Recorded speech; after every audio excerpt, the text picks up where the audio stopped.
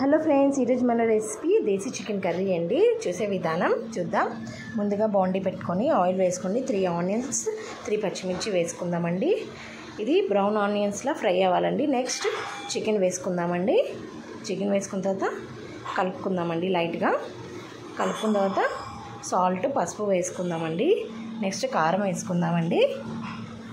Next ఒకసారి బాగా కలుపుదామండి. కలిపేశాక చూడండి ఈ విధంగా అవుతుంది.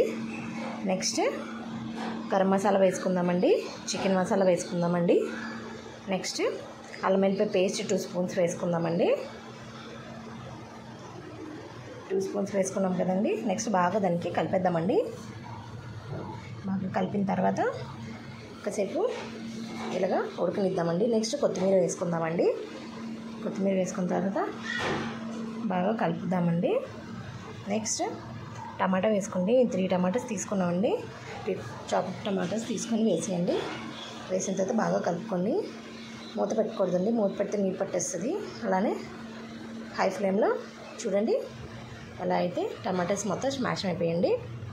ఇప్పుడు 1/2 గ్లాస్ వాటర్ తీసుకున్నానండి. నేను 1/2 గ్లాస్ వాటర్ వేసి ఒకసారి మిక్స్ చేసి మూత పెట్టుకుందామండి.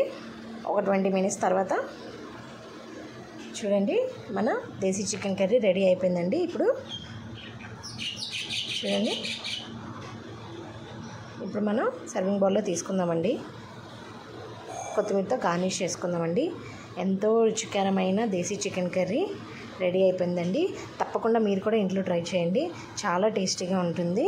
ఈ వీడియో నచ్చినట్లయితే లైక్ చేయండి. Thank you.